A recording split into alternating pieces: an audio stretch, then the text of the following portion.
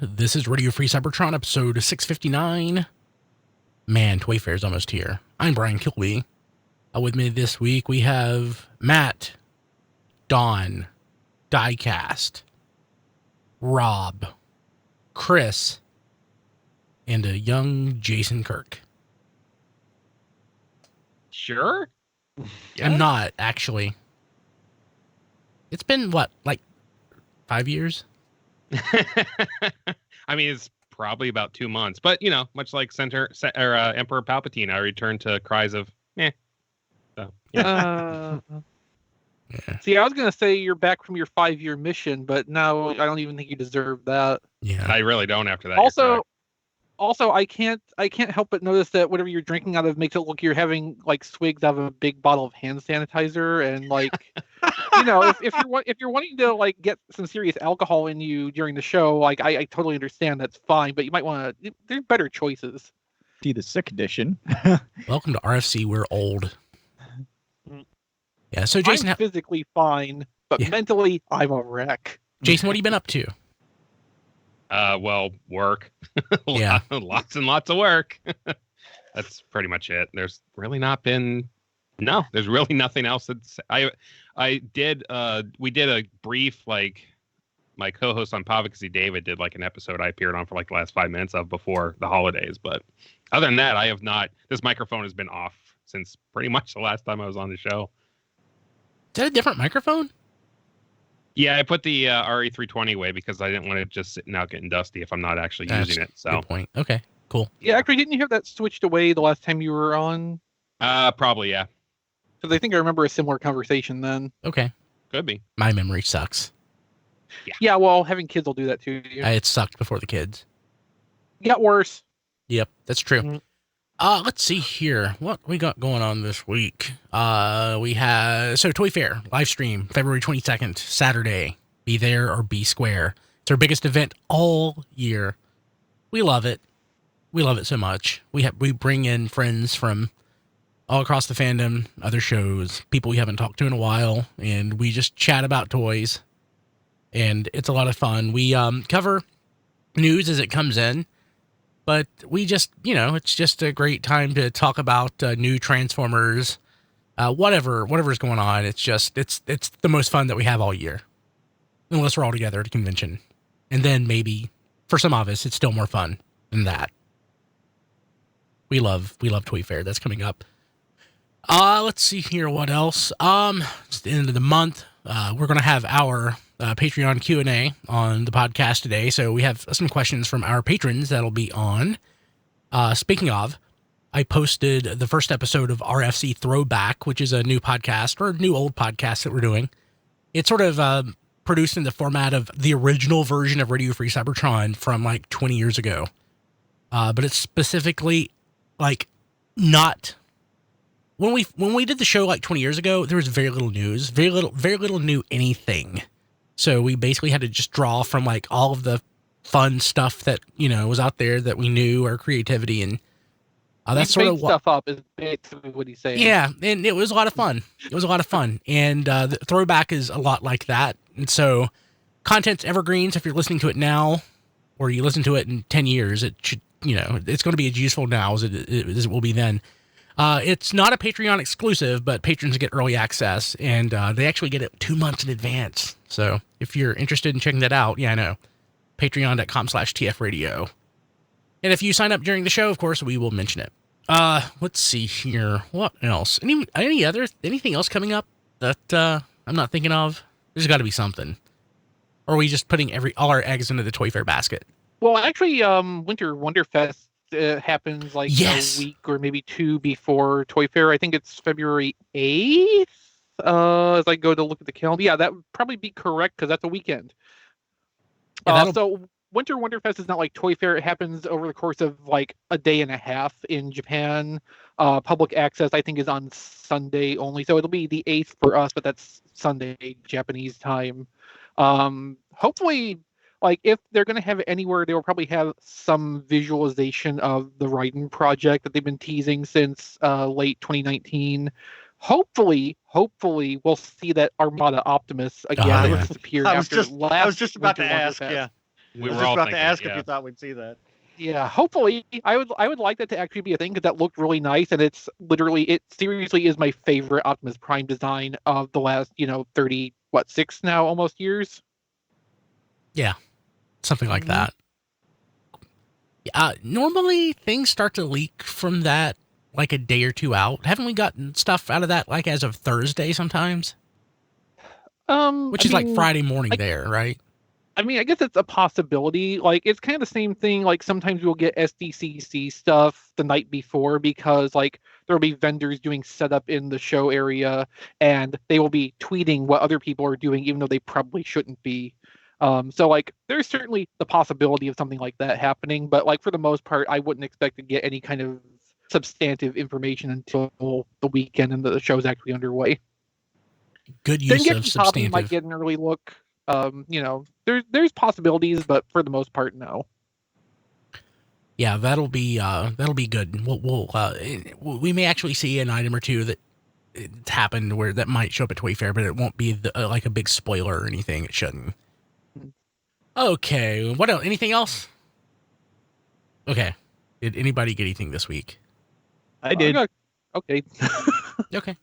Well, I'm excited because I Brianed Brian basically because What? Brian will see something and then he'll go to You eBay forgot and you owned a Brian and then bought another Brian? Yeah. well, no, that's he usually goes on. He'll see something and he'll be like, "Oh, I need that," and he'll go on eBay and get it. And last week on the show we were talking about the 6-inch GI Joe figures, and then on Twitter he posted his 6-inch Sergeant Slaughter. Yes.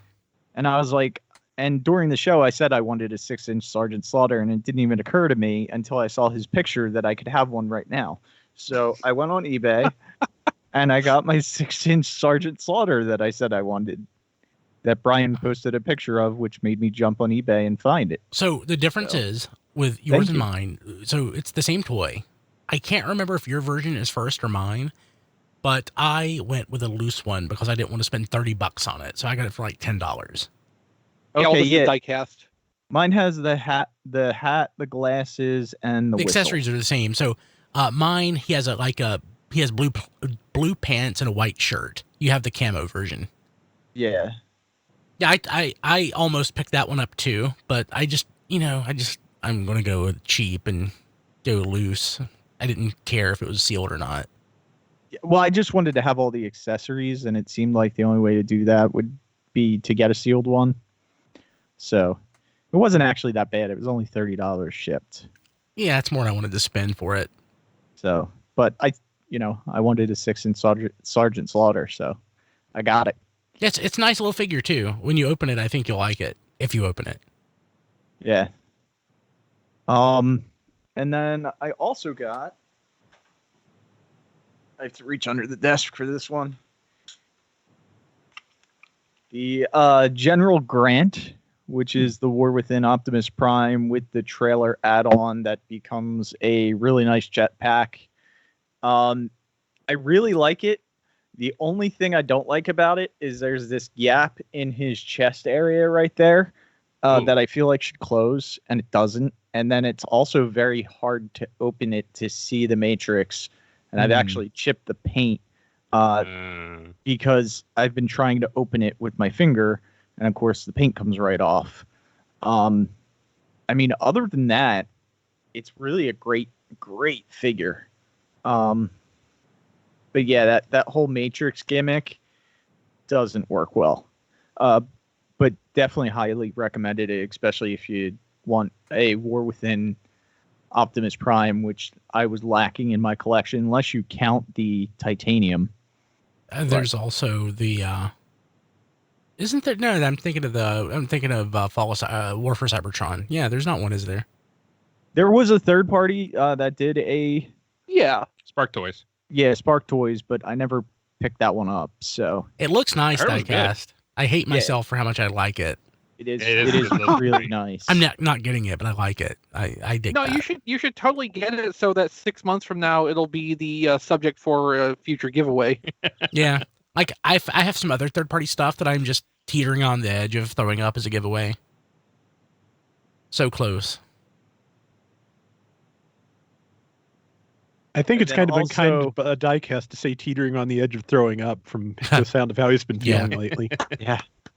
Thanks to Chris, I picked up KSI Boss. Ooh, So, because he posted that on Twitter. So Chris is a very, $14.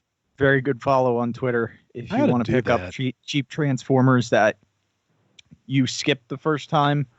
Like I skipped KSI Boss.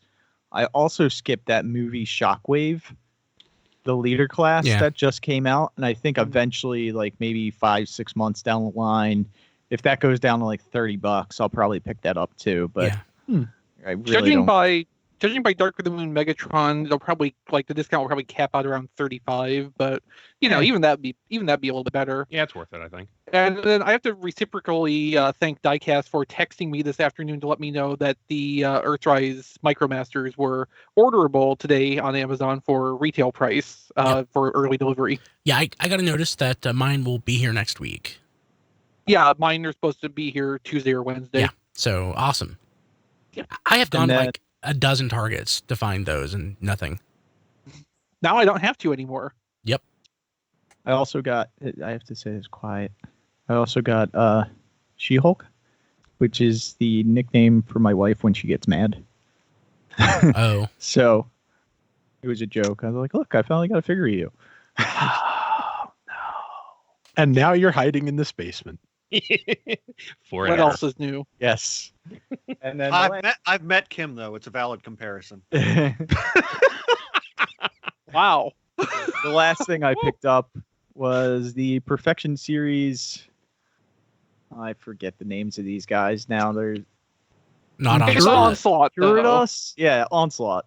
So this I have not opened yet. But looking forward. This was kind of weird too because we've gotten one leg and one arm, and now they gave us the center bot, which is out of the normal. Let's give them all the legs, all the arms, and then the center bot. Or it's like unpredictable now. Fans Toys gave us the center bot, but no pieces for it. It's like all over the place. All bets are It's off. in almost like there's third-party no land. plan whatsoever. It's almost that way, yeah. Yeah, but that's all I got this week. Cool. Look, who else? I'll go next. Okay. I only have two things. So last week I was talking about one of those Halo exosuits. I got the prototype Mark 1, which was a really like gray, boring looking one. I put that together. Don't particularly recommend it. It's not as good as the Skyfire one from before. But then I also got the third one that I ordered. They came individually because they weren't all three in stock at the same time. So this is the Breacher, which is the one that you can build a shield and like a warhammer or an axe thing for it. So that looks quite a bit more interesting, and it's more colorful too. So I've got higher hopes for this one, which I'll probably get around to building sometime between now and next show. So look for an update on that next week. And then last week, I believe I mentioned during the show that I made a stupid purchase that I was waiting to have arrive. Well, that actually came the day Yes, after you the did. show. Still out on how successful that was. But the consequence of this is that I'm pretty sure I now have all of the Siege Micromasters that were made. Nice. For better or worse. Yeah. So I, as we know, I've been cleaning up in my office and moving stuff around. I am shocked at how many Siege Micromasters I find randomly on a shelf that have just been thrown somewhere. Yeah. I mean, how many could there be? They didn't even make that many. Like that 10-pack represents almost like doubling of the pool of So them. there's Yeah, 20. The only molds that Right. weren't in that were the cassettes. But we know Brian forgets that he bought things and then buys Yes. them again. Oh yes, Right. no, he's right. 100%. I've rebought Micromasters on at least 3 occasions. Each ones or like, just in general, like original In ones general. and everything. In Okay. general. Yeah. Yeah, I mean that kind of makes sense because after a certain amount of time, or they're just so small they hide in the corner and you don't know they're there anymore. Like I have like from the Mega Constructs or whatever they're called, Masters Universe stuff. I think I have 3 or 4 Evil Lens. Like I don't. Yeah. That's not even counting the repaint. That's possible to do without accidentally rebuying one of the same thing, because like there was the first individual release, there was the multi-pack which I think had an Evil Win in it also, Mhm. Yes. and now they've just re-released Evil Win in the latest Heroes assortment. So in one of different them came from colors, so- multi-pack and 2 are from the original release. I don't have the reissue yet or the repaint yet. So I like the colors on the rerun. You might look for that and grab it since you don't mind having multiples of things. Wait, Diecast is asking me if I'm going to spend money. Yes, I have that set. It's nice. Yeah, I couldn't remember how much it originally went for. Diecast has found the San Diego Comic-Con 2015 exclusive Sergeant Slaughter Creo set. I think it was like $30, so that's actually cheaper. So nice, good going to Diecast. Get it. All right. Cool. Okay. Anything else, Chris?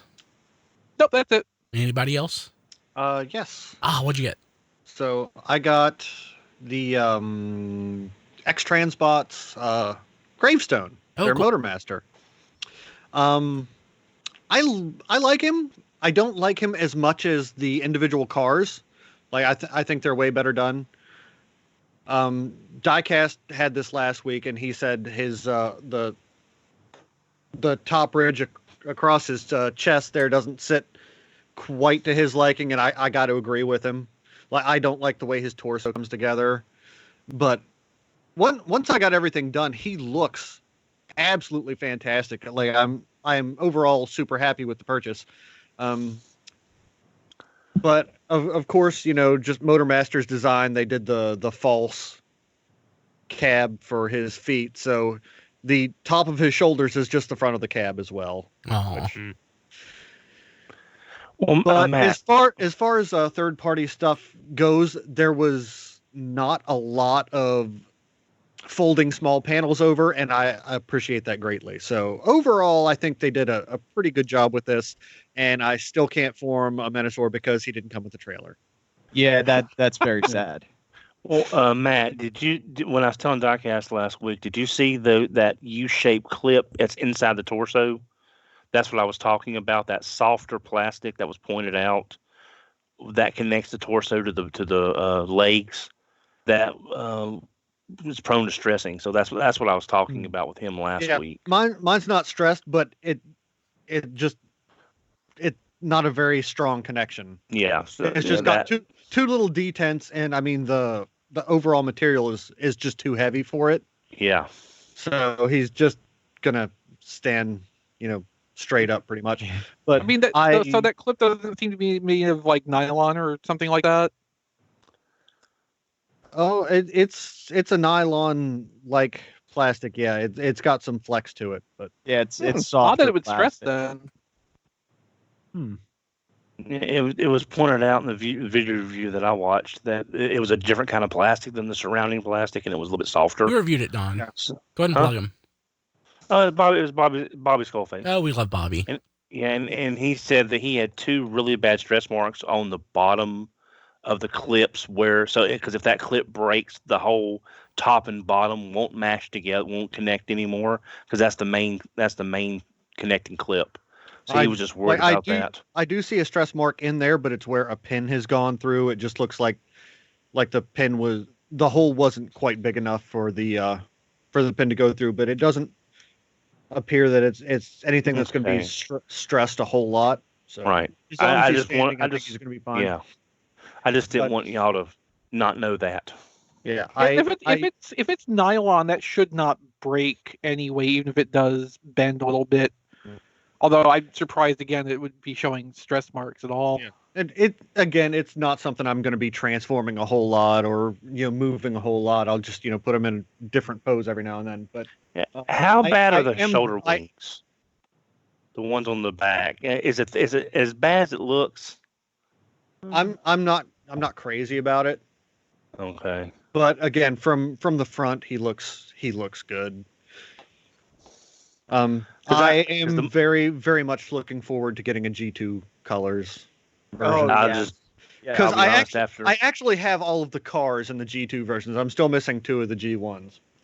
I got the game late because of the G2 version. Hey, we got breaking news. Breaking news, real quick. Sorry, I will turn back over once I get this news out. No, that's all right. I'm done. We can move on. Cool. So Prime Bricks in the chat. He asked a question. He said, "When is a dad joke a dad joke? When it's apparent." Okay, he's banned. I love that. Sorry. Anything else, Matt? Are you gonna? So you said you're gonna pose it, but aren't you just gonna combine it and leave it in combined form? That's technically a pose. Yeah. See, I've been putting off getting any new Stunticons after the fans project just kind of took away any love I had for the Stunticons. But I would like a better representation on the shelf. It's just I just don't know which way to go with 3 different Minosaurs. The fans toys one looks fantastic, and from all accounts, it's pretty well put together. There's just too many panels for my taste because the trailer is integrated into Motormaster. Yeah. I didn't want to mess with that, so I went with X-Transbots, and quite frankly, I like the way their individual the 4 cars look better. Those are the G2 colors. Yes, but I'm also getting the G1s now. You're getting both. Okay, nice. Sweet. So I can have a Menasor and a team of Stunticons. Just one's going to be fantastically colored. Oh, I haven't I'm decided jealous. which. Fantastic. Love it. Cool. Who else? Anybody else? I'll go. Don. I'll go. Okay. Off topic. I got a Ethernet to USB adapter. Thanks to Brian's I deserve the Nobel suggestion Peace Prize for this. that allow me to get back online. Otherwise, I would have had to use my girlfriend's laptop. I talked Don through IP config over like text. Wow. Yes. So luckily it wasn't anything more major than my Ethernet port apparently has gone bad. The physical port has gone bad, but thanks to the adapter, I'm back online. So there's Are you that. sure it wasn't the McAfee? Could have been. So, That's what killed it, Don. Yeah, so thank you, Brian. Another topic thing I mentioned this last week in the post show, there's a problem about liking super robots.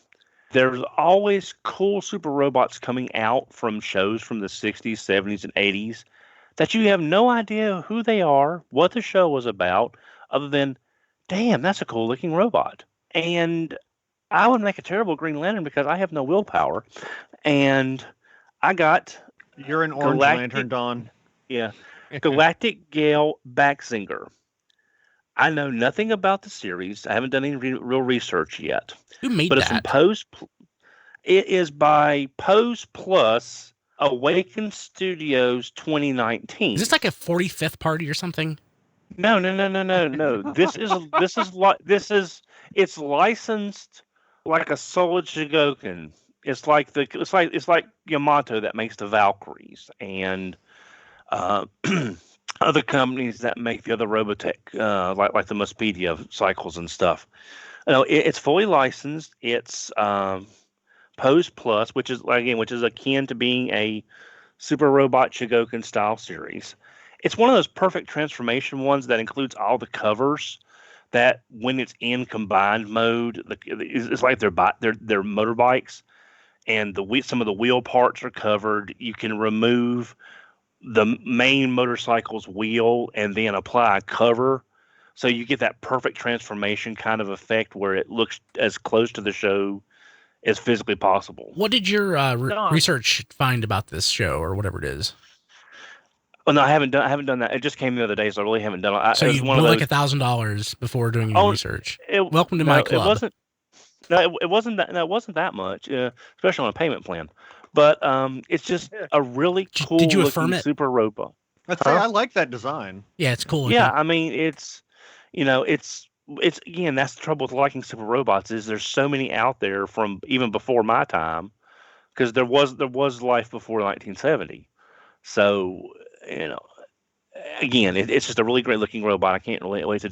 And Wotafa made it his #1 toy of the year. And considering how many toys he gets, and if he's picking the reviewer on YouTube from Japan, okay, and people who know. Okay. Yeah, and if he all the toy reviews he does and all the toys he gets throughout the course of a year, if that's his #1 toy, that made me go back and watch some reviews and stuff like that. So I got that, and then apparently I'm on an Astro Train kick because I got Astro Trains.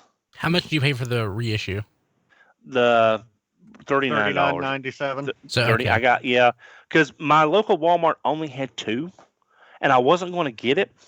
And then I was walking by, and then one day there was 1, and then I thought, okay, someone bought 1. And then I was there a few days later to get some massy food. And the other one was gone. I thought, well, I'll just wait till they come in. I was kind of debating on getting one. because I know I've got this toy, but having it in the box, it's like the Starscream and the Devastator. It just feels good it being on the shelf. It's like, I know it's the reissue, but it's like kind of like seeing it on the shelf for the first time whenever I walk by. It's dumb, I know, but that's just sort of it. And then I was walking out the store, walking up to the clearance section, and there's the second one sitting on a pile of the just clearance stuff. And I thought, okay, I picked a random row to walk up, and this Astro Train is just sitting right here. That's a sign to pick it up. So or a sign that it's planning to kill you. Yeah, no, that's messy. That's messy. And then I went ahead and spent the money and got Siege Astro Train from Pulse because it was still in stock, which I'm sort of surprised is because a lot of people are trying to find it and it's still in stock at Hasbro Pulse. So yeah, it's just like if you're wanting to find it in store and like look at it before you buy it. Yeah, that's when you have some difficulty to deal with right now. Yeah, so I mean, and we'll talk about this later on about his Earthrise counterpart, but I'm glad I got it. He's nearby, real nearby. Yeah, I would like to see this recolored as a selects the white version, the white and black version, or if we can get the animation colors like the eHobby one was. This is sort of close, but it still doesn't have those really crisp animation colors. But yeah, he looks a lot better in person. It's a twist ties. This is probably the last thing we'll see this many twist ties on, probably. Well, I wouldn't bet on it. Hey Don, you do have to modify that Astro Chain so the thing will sit flat. That accessory piece that it comes with, you have to like shave it down a little bit in order for it to sit flat. The Coal Tender car? Yeah. Okay. Yeah, one of the hinges doesn't quite fit right. I'm probably not even. I really don't display all my accessory pieces like that. I'll probably just have it sitting in Cold Tender mode behind the figure. But yeah, I just have it as an ammo box. I'm never going to make a long. But that's not good. That's good for me and the viewers to know who weren't aware of that slight defect. But yeah, that's what I got. Anyway, Don, your description of perfect transformation earlier is actually the complete opposite of perfect transformation because you're describing that as extra parts to replace other parts, where a perfect transformation is everything it needs is already built into the toy. You don't have to remove or replace anything. Well, I was using it. I was probably using incorrectly. It wrong, yes, you were using it incorrectly. But it's like to make it look like the animation model as close as possible. The perfect transformation is that the final result is it looks like the animation model. That's what I've always considered. So, Chris, that kind of what about like Baldigus though, where you could put every single piece onto the toy? Like I call that convenience. But back then we were back then we were calling that perfect transformation because every single. Wasn't. People. When I say we, I don't mean I was. I mean that's what the fandom was calling it. They were also using the term incorrectly. Okay. Especially since you have hands and feet and stuff left over whenever you take it apart. Well, you didn't really have a place for those to go. In combiner mode, you can put every single piece and every single weapon. Yeah, which is really convenient. Yeah, it is. Yeah. Okay, cool. Who else? Anybody else? I got a couple small things. Cool. Thanks to Don, I do now have Battlemaster Rung, who it is just nice to have a representation of that character. The only representation so far. Nice little figure. Just a, very simple, like Target Master type dealie. Looks good. And yeah, I'm just happy to have it. And also just because I felt like it, I got the old Walmart exclusive 3 3/4 inch Poe Dameron from like 5 years ago for like $7.50 on eBay. Well, that the run was, kind of just like an impulse buy because I really just wanted Singe to go with Spinister. But it because you've read the comic and the character's more important to you, so I don't mind at all, man. I don't mind at all. I'm glad you got it. I appreciate it. Thank you, Don. Cool. Anything else? No, that's it. Sweet. Jason, you've been gone for like 5 years. Do you get anything? I've been gone so long that I had to go get something after the show started because I forgot I got it since the last time. But I will start with something I should have done a long time ago, but haven't had a chance. So I can finally thank you, Brian, for my Christmas gift last year. He got me the Wrecker Saga. Oh, nice. The book form. So I haven't cracked it open yet, but I've read the stories. But I'm going to enjoy going. So that's all three. It's all three. Yep. Which the first one I think everyone agrees is great. I know I enjoy all three of them, but I know not everyone loves the second two as much. But I think they're all as a trilogy, it's pretty good. But the first one is definitely worth it, especially Overlord's just a BA. We'll say that. So yeah, that was. Thank you, Brian. I greatly appreciate that. I can finally say that after a month. Okay, so I have also, since last time I've been on a bit of a Flame Toys kick. Let's see. So the first one I did get the Nemesis version of the IDW Prime. So I put him together, and he's great.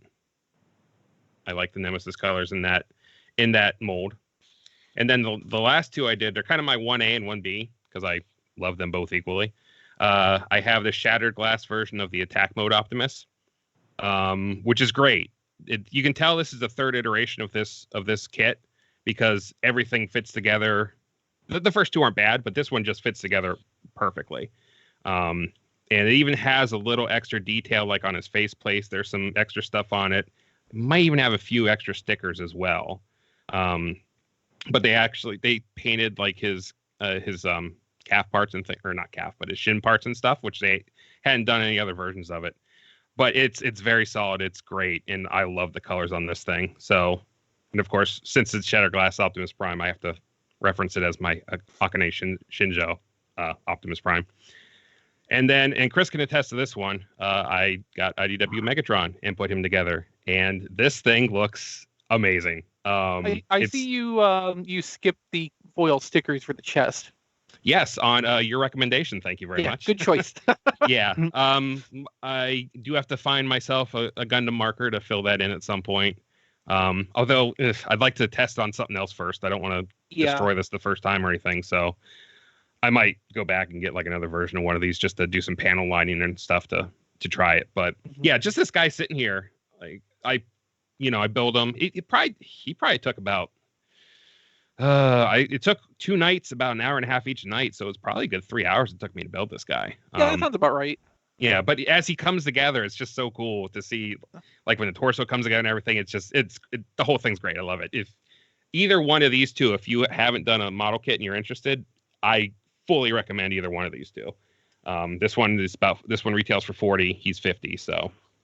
He's worth the extra 10 just to have like that specific representation of that something that matters to you. I absolutely yes. So much fun building those guys, and I already have the G1 Optimus on. They're pretty much the only Transformers I pre-order anymore is the Flame Toys kits. Okay, and then finally I did remember that I did get one other thing. I completed the Iron Factory DJD. Ooh, I think it was nice. Just after the last time I was on. Cool. I got Merrick or whatever. Okay, so I do have one caveat. There is one huge flaw in the combiner mode. He's so good as combiner, I don't want to take him apart again. So I technically don't have a version of the DJD right now because I'm not taking this apart. So you just need to buy an extra of everything, or just buy the combiner and the team. Yeah. I've thought quiet. He even took a small tumble off a table when I was cleaning up, and he landed on like a cushion first, so it wasn't a big deal. But you can't even no issues or anything. Very solid. Each individual robot's great, but just the presence of this thing, I don't want to take it apart. So I got a few DJD labels from Ripple labels, stuck them on each figure, and this is probably how he's staying unless I get bored some night and just want to mess around with them. But high recommendation for Iron Factory and these guys. Love these guys. So I got stuff, what I got. I just didn't get a lot of stuff because I really not. So they combine into the guy that's already part of the team. But it's not like it really, it's not a perfect representation of him. It's just kind of a version. It's really just him with his face mask, and he does have a fusion cannon as well. So you're not wrong. But it's different enough. He's their season 3 DJD. Season 3 DJD. Or it's like an equivalent to like Optimus Maximus or Yeah. unnamed Starscream Combiner. Okay. Yeah, absolutely. So yeah, that's what I've gotten, and yeah, like I said, everything I've gotten good stuff, just haven't gotten a lot of it. But Cool. Okay, so two things. One, Diecast was going to pick up that Creo set. tfradio.net/Sarge, tfradio.net/SHAR, pardon me, SARGE. Forget the H. SARGE. So if you want to get it, you can join Diecast and share your thoughts. Hey, so Chris mentioned Optimus Maximus. Made me think real quick before I jump into what I got. Again, reorganizing crap. I consolidated all of my Combiner Wars non-Titan combiners together. And together they all look awesome. It's like, I should have done this before. I mean, it's just, like, I only have 19 of them. I know it sounds stupid. Only! I only have 19 of them. I'm missing a few. And I only actually have 18 of them together. I'm never going to combine a Volcanicus or whatever together. The Dinobots need to stay the Dinobots. Like, I don't have Thunder Mayhem. I don't have Megatronia or Unite Warriors Lynx Master. And let's see, I have Thunder Mayhem and Megatronia and Unite Warriors Lynx Master. And yeah, and Brian, I don't think you're going to ever have Thunder Mayhem because that would cost you more than the Masterpiece. oh, I'm going to have it. don't question him. Yeah, I'm going to have You it. know what's gonna happen. Do not. I've priced it out. do. I'm going to get it. That's Did you cry? Yeah, I did. I'm like, why didn't I do this before? But like the difference in price between doing it now and then is not as absurd as you might think, because it wasn't cheap. It kind of is. But so actually, there's a couple and there's a difference between the Unite Warriors, Bruticus, and those. I think there's some deco differences. I think so. It also comes with a shuttle blast off instead of a jet. And the blast off is different. So yeah. But I've got the Hasbro release, but it's a different toy basically. Right. So I've got to, there's a few more I've got to get. So I think there's like a total of like 26 that I need. Oh, the one and one that I really 26 that you need, or 26 that you'll have when you get the ones you need. A little from column A and a little from column B. But the one I'd forgotten about, and I completely forgot about this one, it was Magnaboss. Forgot it existed. So that's because it's pretty much just a sticker set. It's a sticker set. Yeah. Huh. But it counts in my heart. Only 400 of the stickers existed. I didn't realize. Yeah. I skipped them. I'm okay with not having that one. I'm not. I skipped it at BotCon, so I should have got the sticker set. I didn't. I've got the 2 pieces that were released there. So I need to get the set. So. And John DeLuna in our internal chat just commented that Brian is stretching to spend more money, and I can't help it. So. But that's something. So what I got this week, nothing, not a whole lot. Oh yeah, we're doing that. Yeah, so let me wrap this up. I didn't realize, never really occurred to me that you can buy tiny turbo changers on Amazon, but you sure can. And it's what wave 4 is out. I think what I got is wave 3, I think, of the... I think it should say on the envelope somewhere. It does. I threw it away. I don't know. Looking at it. Oh, well, there you go. So, ordered 4, I got 1 dupe. I got Black Arachnia, Bumblebee, and Optimus. And I don't know if these things have just gotten better, which would make sense, but they seem so much better than like the original movie ones that came out. I mean, you have to think too, like not trying to replicate the super complex movie designs, and something that's small and simple has to be of a benefit, because like with the movie ones, no matter what they do, this is wrong. Yes. It's missing, whether paint or detail or like proportions. It's wrong. The Cyberverse based ones certainly have a lot less of an uphill battle to achieve. Yeah, agree. Also, I think you can get single bots on Amazon too, but I haven't checked lately. Oh, really? Well, hopefully I don't need them, but I do not have a complete set of bots, so. Right. I don't know that I need to fight that fight. I'm close, but I'm not going to fight that fight. So something I was talking about last week, or talking about it in the chat, tfradio.net/live, whatever, which is Hotshot. but not the Transformers hotshot, Starrier's hotshot. So, Starrier's was a line by Tomy that came out in the U.S. in the 80s. It's based on Zoids. I don't know enough about Zoids to tell you what specifically, but it's basically it's kind of like the Transformers formula. They brought the toys over, and Marvel made a comic about it. It just wasn't quite as successful. But I loved these as a kid. I had several of them, but I don't have any now. So Hotshot is the only one that I have. But I love him. Yeah, okay, that's what I got. Okay, news. 2 Transformers movies under development by Hasbro and Paramount. Bye, no. Matt. Yes, oh no. So we don't know much, if anything. Variety reported this. So people have been posting stuff about this for forever. And it's usually like, hey, look at this news.com, or my news is wiggywaggy.com, or, you know, I got the shiznitnews.com. It's usually some crappy clickbait site that you've never heard of. This was Variety. So, yeah, there's probably something to it. And one of them is rumored to be Beast Wars, Matt. Okay, do you want me to spoil everyone's fun now, or do you want me to wait? Do it now.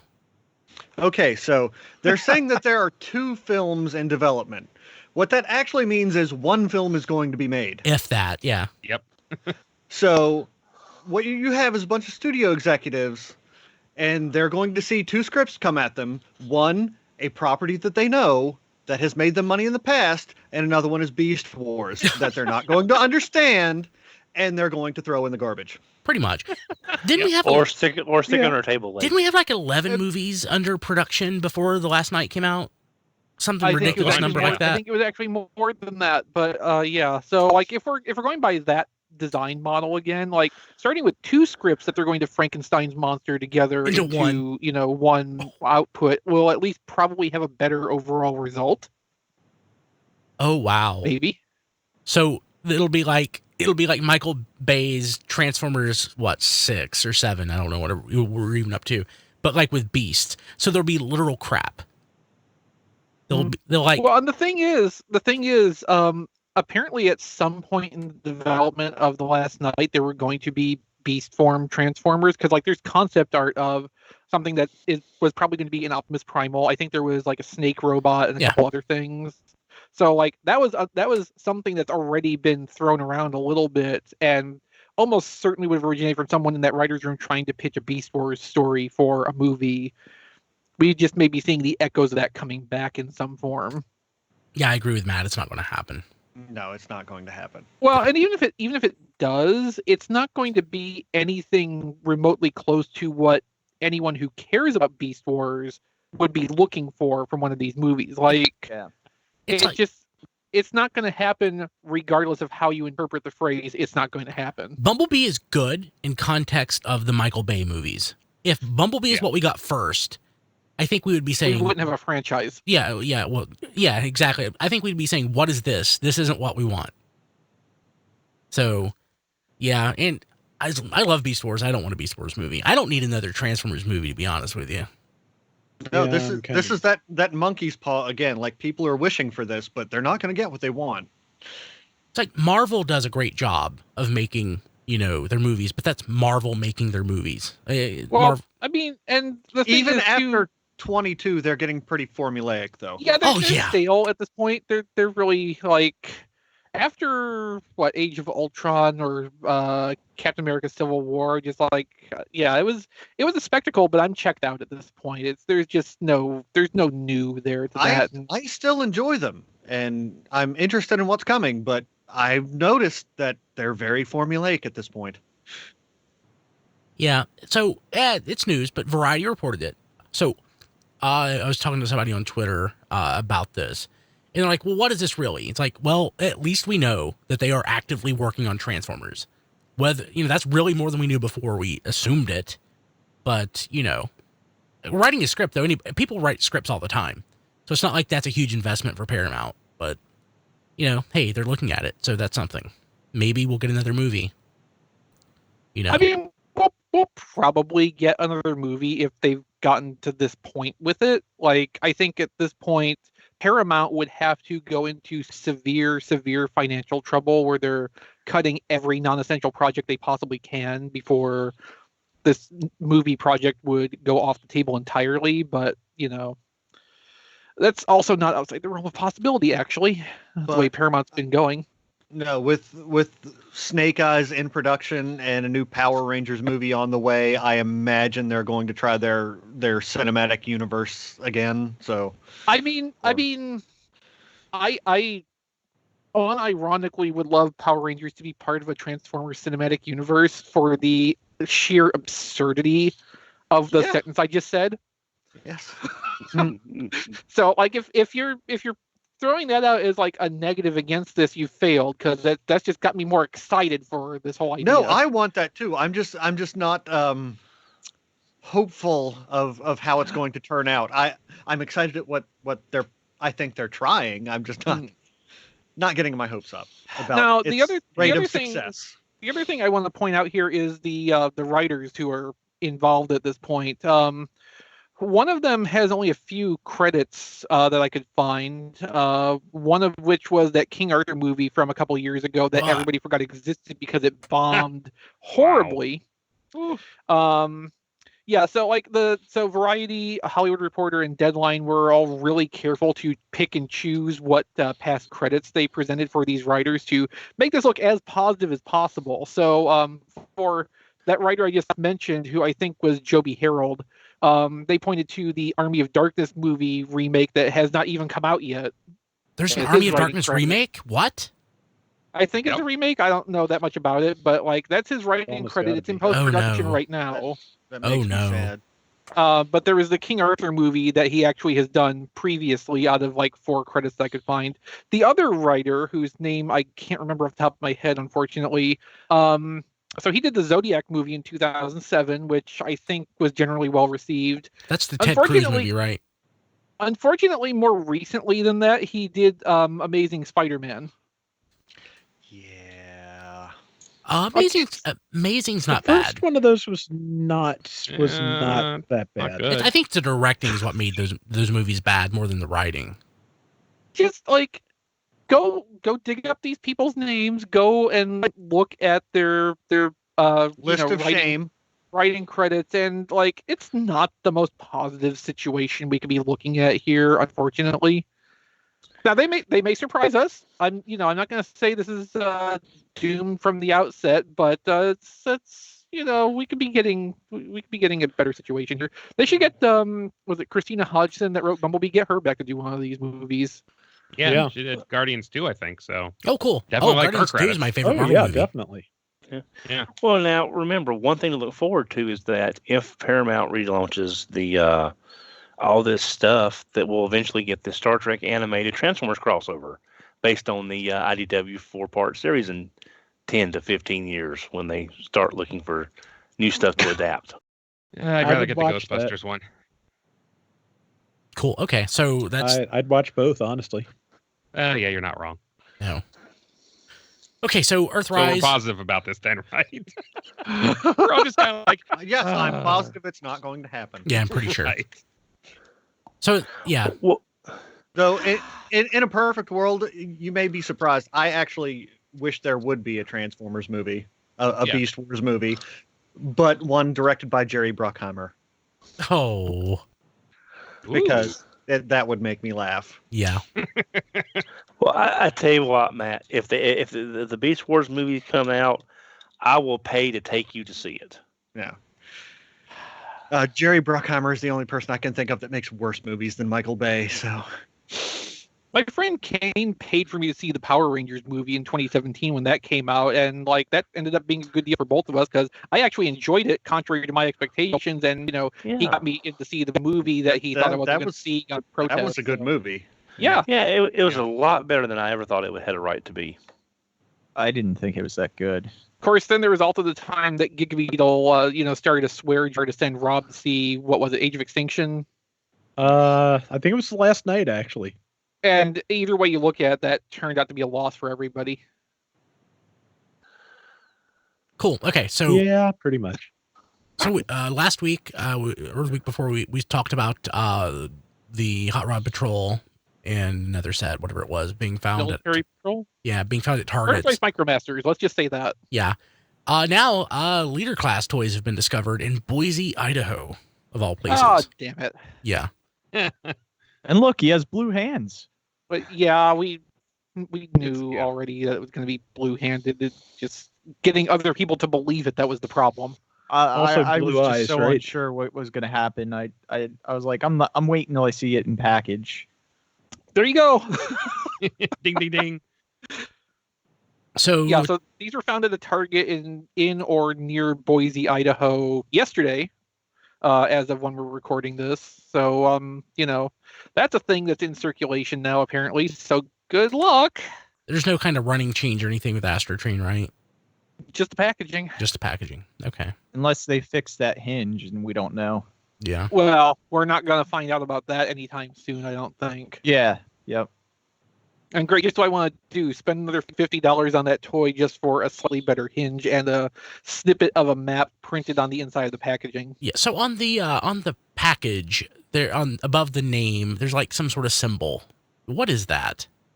Well, let me try to pull up the picture. I have no idea what that is. Oh, it's the same kind of thing that's on the Siege packaging. I've never This even is probably not noticed. the best example of it. Let me see. Optimus looks Can like you a primal can tattoo. you see inside? Can you see inside there? You kind of, yeah. No. Yeah. There's one of those printed or one like it just on basically everything. There's apparently supposed to be some kind of rank and division indicator. Like there's a whole Oh yeah, I breakdown remember. of how these are composed, which I don't know offhand because it doesn't really matter. Nest Chalk Yeah. nailed it. He's right. The one on Astrotrain is a Dr. Mario virus. So that's exactly what it is. Well, knowing you, Brian, it'll make you sick, so don't buy I'm already that. sick. I'm having to mute myself every few seconds to like cough slightly. So Beautiful. yeah, I know it's wonderful. Yeah. So let's see here. What else we got? Any other thoughts around this before I jump to my favorite news item this week? Maybe Amazon will have these in stock in a couple days too, like they did with the Micromasters. Oh, that'd be today. great. Yeah, I know. Well, they pre-sold they did pre-orders for these. So, well, at They least did pre-orders for the Optimus. Micromasters before too, but Oh, like, they did? now they're Okay. yeah, because never a lot mind. of people I saw after I was posting the links were saying that like they got emails that their pre-order date had been moved up because the stock was coming earlier. They were allowed to release it early, so the same thing could very well happen with Optimus, which right now Optimus's product page is not even viewable anymore. But I'll keep an eye on that. Awesome. So we are getting from Takara Tomy some new Hello Kitty transforming robots. They're not Transformers, but they're Hello Kitty, and they're train bots this time. I mean, it's one train that's a Hello Kitty. Well, yeah, but it's a Hello Kitty, and it's awesome. Uh-huh. And I need it. I definitely need this. Okay, that's going to be about $80. I don't know if I need it that bad. Yeah, and here's just hoping it shows up in the anime like the Evangelion version of the train. It almost has Did to. it- It almost has to. Like, Yes. if the Evangelion one showed up, any of the crossover ones would have to be valid at that point. I think the Yeah. Miku Hatsune one even showed up in the show at least once. So I people wanna need to see vote this. on this poll. T-Formers needs more votes on this. I voted 5 for great on how do I like this toy. There's only 16 votes for great. People, get that number up. So yes, I'm excited. I like that. I like these. This isn't even the first crossover thing with Sanrio that Takara has done. There was some kind of little Transformer merchandise thing that was based on Gudetama, the sad, depressed egg. Oh, yeah. Huh. That was a year or two ago. I think this is Yeah, the first like transforming robot thing. Although in the article there's pictures of Core like Q. the Q Transformers Yeah. where there is a Hello Kitty, actually a couple kinds of Hello Kitty, Yeah. among some Yeah. other things. Yeah, that's definitely a thing that's going to happen. So again, just to point out, just as a reminder for people who collect Brian factoids, as a child, my toy box at home was a Hello Kitty toy box. Had no idea what Hello nice. Kitty was, but I had a Hello Kitty toy box. It's great. Interesting. Yeah. So there's one thing that's not in the news, which I feel like some of us might want to have a chance to sound an opinion on. Sure. The Seacons were delayed on Hasbro Oh Pulse. yes. Boo. Boo. Indeed. March, right? Unicron. Yeah. before Yeah, Seacon. 2 months. 2 2 months. months. And we can probably expect that the subsequent waves will also be delayed similarly. Yeah, because some of them come out before the first wave. Now, when I was looking at the release dates, Yeah. so yeah, Well, it's kind of Yeah. like DC's comic book release schedule. It's great though, because some of the partnered retailers like Big Bad Toy Store were specifically told, take down your pre-orders. We want to exclusively handle these in the US. But as a result, now, like literally the day before they were supposed to ship, they pushed back the release date to March. Hey Don. Oh, I finally got my email yesterday that they were. Yeah, delayed. no, nobody got emails when this happened. Like I went and looked to see what the status of it was and found that it was postponed to March 23rd. And it was, just within the last day or two, people started actually getting email notifications, myself included. So, that's been real good fun because good luck finding Gulf and Turtler anywhere to buy now. Yeah, like they didn't know until now that they were going to be 2 months late. And the animation version Smokescreen Masterpiece also got affected by this delay, but I don't have one of those on pre-order, so I don't care. Oh my God, Don. Was that Did you you? have beans That for was lunch? that was the car outside. Remember, I had the rumble strips installed a few months ago down the center Uninstall of it. the. It's not McAfee. I can't do that. And people hit that curve outside of my apartment, and they just ride that rumble strip through the curve. Don't they know you're recording a podcast that goes Yeah, out no, on they the don't. internet? They haven't heard of me. They haven't heard of what me. you need So to do, go get a wheelbarrow and a bag of cement, and you go out there in the middle of the night, and you just start filling in those rumble strips so they're nice and smooth, and it's set just enough by morning that when the cars come by, they'll just ride right over it and it'll be fine. that sounds like I something don't- Brian would do. I don't want to play deer in the headlights in the middle of the night on a country road where Yeah, but I've it's a seen the country results. road. Nobody's gonna be coming through there in the middle of the night. I have seen the results of a tractor trailer hitting a deer at 80 miles an hour on this road. Yeah, But Don, you're yeah. not a deer. But Yeah. I am fleshy like a deer. Yeah, but you should see the lights coming from like a half mile away to be able Yeah, to and get so Look out. at a not little a bottle full deer. of cement. And the deer won't come around as long as you're there, Don. It's fine. Oh gosh. Right. Okay. No, but and here's the thing, Brian. My window's down, and all the windows are. You know how I told you my windows sometimes slide down at the top because they're old windows. They're all pushed up. That's what came in I'm sorry, through the Don. windows. That sucks. If only there was a way to mute a microphone when Well, you're recording a podcast. well, see, that's why I put in the chat is because a while ago I couldn't unmute because Skype wouldn't respond to the command. Don, I need to get that simple mechanical switch fixed. I sent myself a note like literally mid-show. I'm not going to edit this out. I'm leaving this in. This is quality Sorry. content. Sorry. No. So no, I mean, this is so I quality mean- content. I'm afraid to mute now because I literally could Don't not be. unmute It's fine. because Skype would not respond to my command. It's fine, Don. If you can't unmute, I can say at HMRC4EVR on Twitter. I can do that. Because we're at that point in the show. Maybe We have- I want to contribute something other than a pretty face. We have to leave this. We have to leave this in just for Don in the headlights, if nothing else. Rob in our internal chat just said this week's quality Don tent. Okay, so if you want to help support this quality Don tent, tfradio.net/Amazon. It's a super easy way. You can buy whatever. It'll help us out. Diecast is buying that Creo kit, tfradio.net/Sarge. It's just, again, super easy. You don't even have to do a thing. You could just type that in, bookmark it, and you are there. Yeah, tfradio.net/Amazon. Go search for Transformers WFC. You'll find the Earthrise Micromasters in there. You can pre-order those for delivery in early February. You don't even have to run around to any Targets unless you, for some silly reason, want that Optimus Prime. Yes. So, yes. Or you can buy a shirt, too. tfradio.net/shirt. That would be great. Okay, so we are not doing What's on T-Formers this week because I didn't find anything that I specifically wanted to bring up, but we have other stuff to talk about. So, like I said, if you join our Patreon at patreon.com/tfradio, you have the ability to ask questions. You can do it. People can send questions, but often I might overlook them. I hate to say it, but I forget sometimes.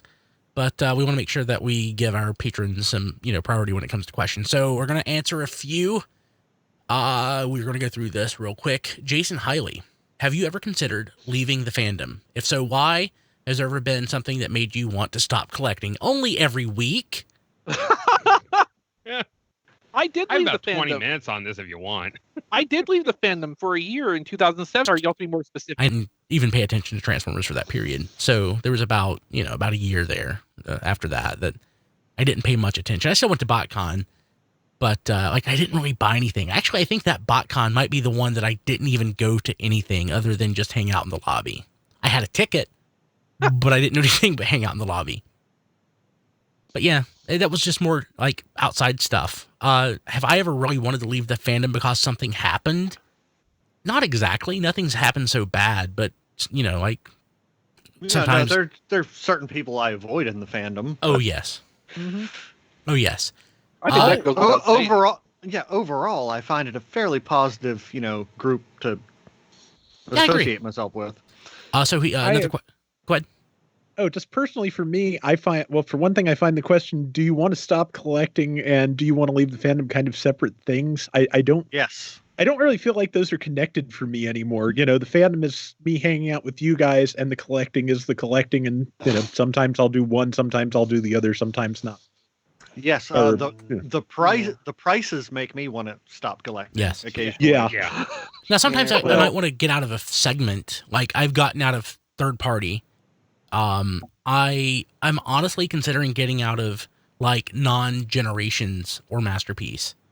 Even though there's some cool stuff coming out with Cyberverse, I may after I get McAdam put together, I may stop.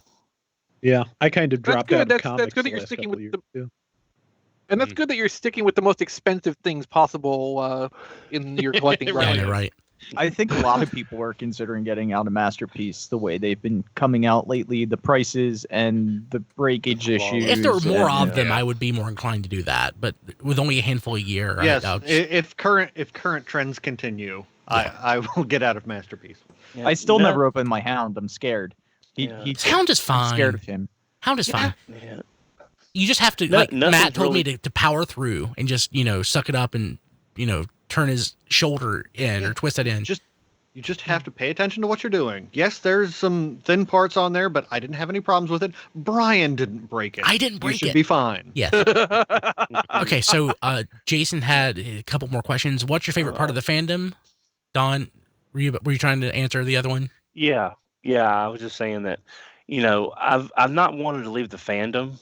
Nothing's really happened. There's other fandoms I would be interested in, but the toxicity is I don't even want to get involved with that really. So I'm not even getting involved in the fandom with some other things. And, big guy in Rusty fandom. And as far as collecting, I'm reaching a point where I realize that in a lot of cases the stuff is only going to get cooler.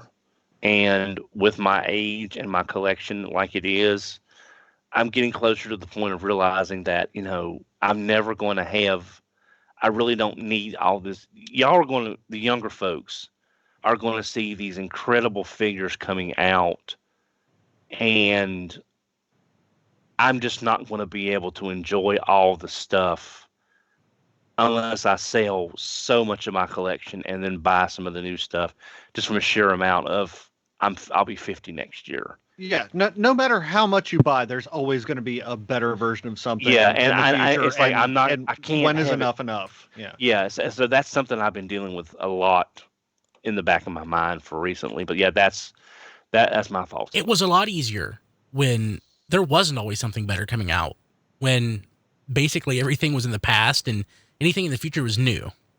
We don't have that anymore because everything in the future is now old. You know, we always thought Generations was going to be the best with Prowl and Sideswipe, and then that. Then we had Alternators and Battletech. Then we had Generations. Then we have. So it's always going to be something better built on what came before. And I'm not going to be able to keep collecting till I'm 80.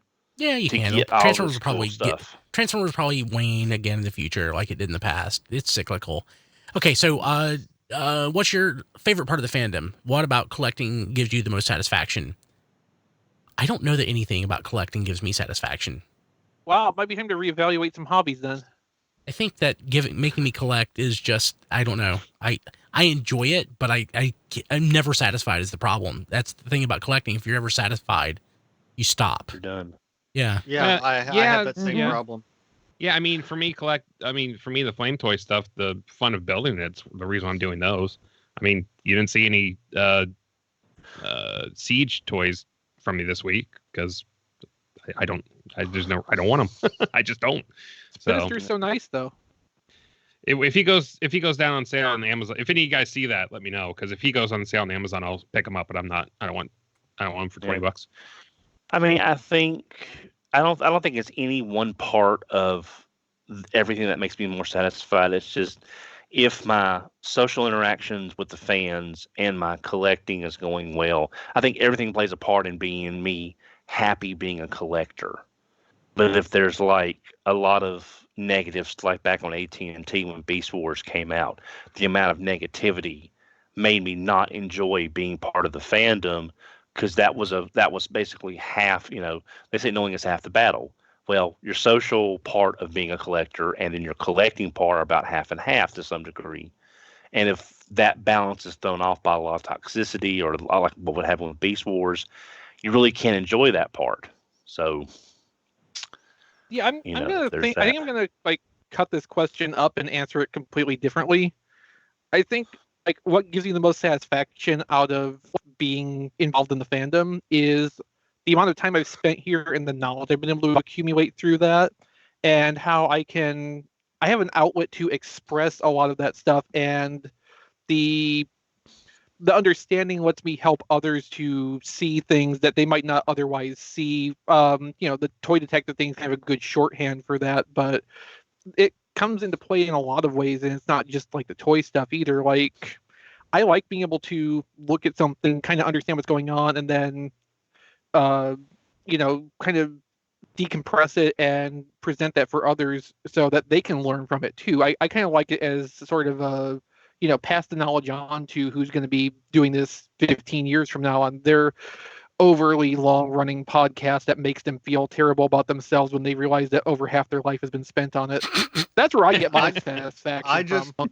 I just enjoy talking about a topic that I enjoy with other people who share my interest.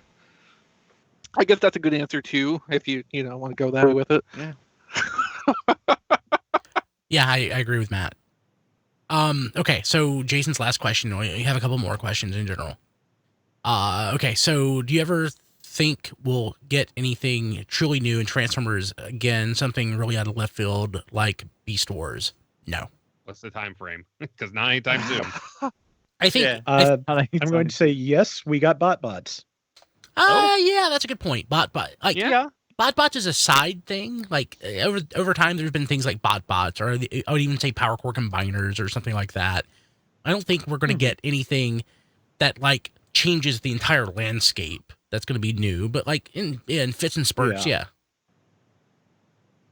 Yeah, I mean, the most we can really hope for is just something that like takes the formula and kind of turns it 90 degrees to the left. Like, I think that's the most innovation we're going to see in like mainline stuff. It's still going to be basically the same thing, but they're going to play with it in some kind of unusual way, and that's where the novelty is going to come from. But Transformers is too much of a cat.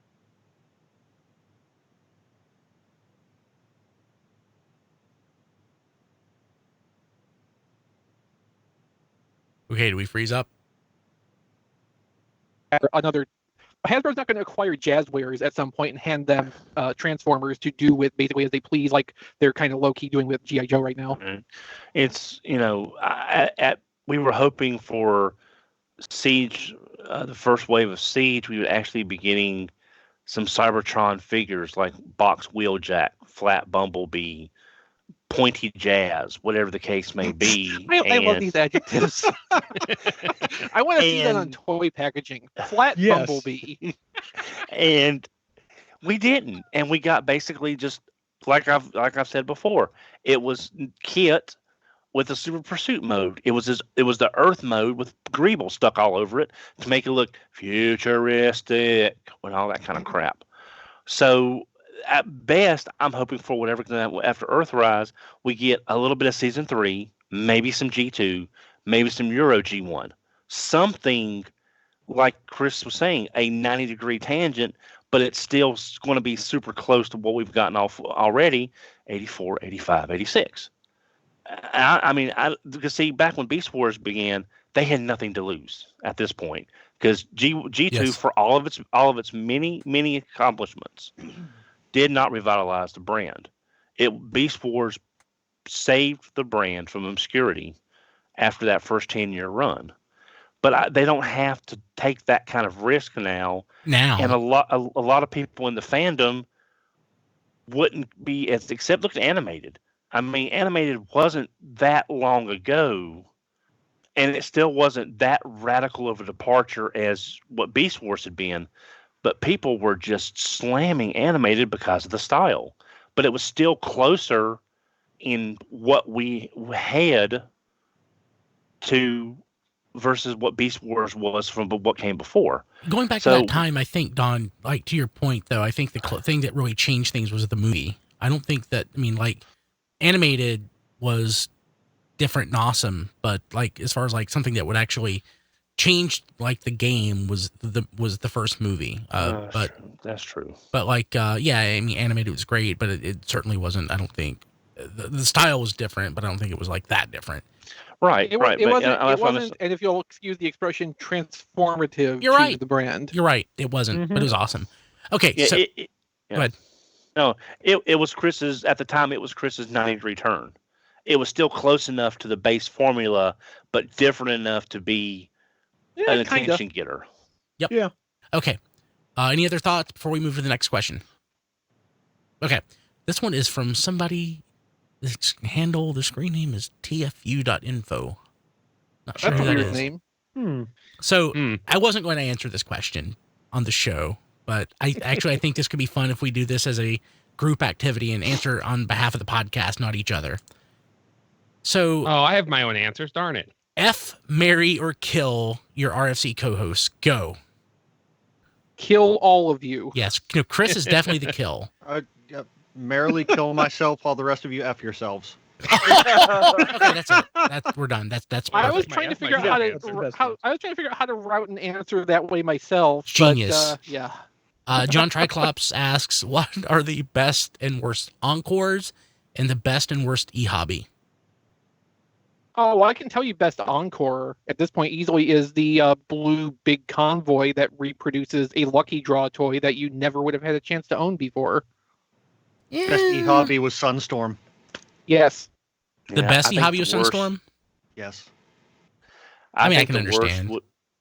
I think the worst would have been the Fire Convoy reissue because that really kept that toy from getting a second life. Yeah, that's definitely a strong contender for that. Yeah, I think it just kept so many people from getting a different version, or at least getting it out into people who may not be familiar with it because of the QC issues and everything. The best is one that I don't have, and that's the GoBot color mini bots that I wish I had. Yeah. Oh yeah, those are cool. I'm not myself for selling it. I'm not good with the best and worst on the e-hobby, but the best Encore for me is Fortress Maximus because I got a new toy and I didn't have to go try and rebuild. Yeah, that sucks. I speak from experience. Yeah. Yeah, and you were also one of the 15 people who actually bought an Encore Fortress Maximus. Yeah, I was happy. I pre-ordered it. I was so happy. Oh, the store must have been really happy with you too. Yeah. Well, because they got stuck with a couple of them, I think. It's hard to really say like a worst e-hobby because e-hobby stuff at the time was really well thought out. There's not anything.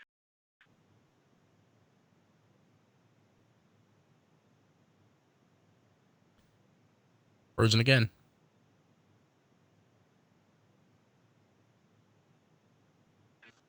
I could see that. If I have to pick a worst e-hobby, I think it would be that. So can you just say everything again because we completely froze up and I have no idea what you said? Swell. If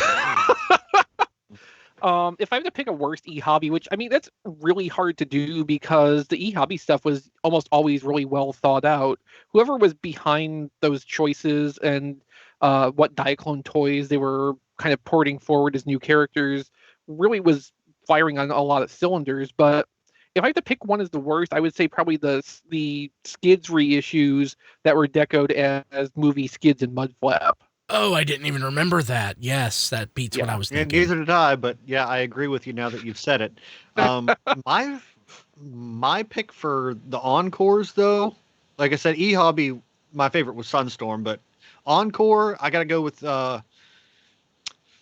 Sound Blaster and Twincast because it just made it easy to get those. Yeah, simple and to the point, right? Yeah. Okay, so let's see here. That's it as far as questions we're going to do this week. Speaking of Patreon, we want to thank our patrons at the touched level, which is our $12.99 level. They get mentioned on the show each week, as well as credits at tfradio.net/credits. Thank you, Kevin Dorsey, Sean Bratton, Jacob Owen Lucha, Sean Hamilton, Jason W. Rye, Mike Mallory, Jason Hiley, Jonathan James, Matthew Dedman, and Hector Bones. Thank you very much. If you want to get in on the action, go to patreon.com/tfradio. Like I said, I just posted a podcast today that for the top 2 tiers will be a Patreon exclusive for 2 months. And then here in a few weeks, I'll post the next episode. It's pretty awesome. Okay. Anything else, guys, before we work toward wrapping things up? Nope. Okay. Again, patreon.com/tfradio. That would be awesome if you could help us out. Helps, keep the show going. As Don adjusts his microphone. Sorry, Don. Got to pick on you. Now the unmute kicked in. Okay. This is Quality Don-tent. That's the name of this week's episode. I love it. That is perfect. Yeah. That's genius. Top quality Don-tent. Could we somehow spin that off into like a Patreon exclusive mini podcast periodically?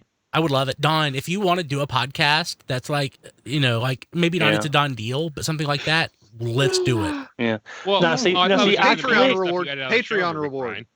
Patreon reward. Somebody gets to help Don with his technical issues. Oh, yes.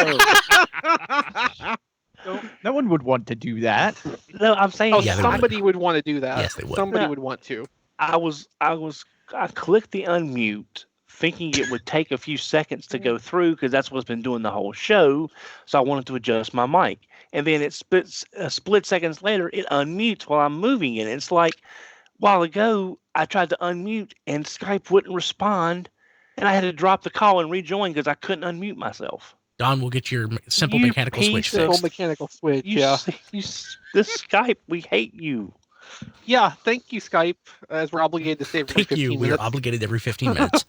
You can follow us on Twitter at TF on Facebook at facebook.com/TF on Instagram at TF Podcast, YouTube, we're at, I don't know, Radio Free Cybertron, just Google it. We're there.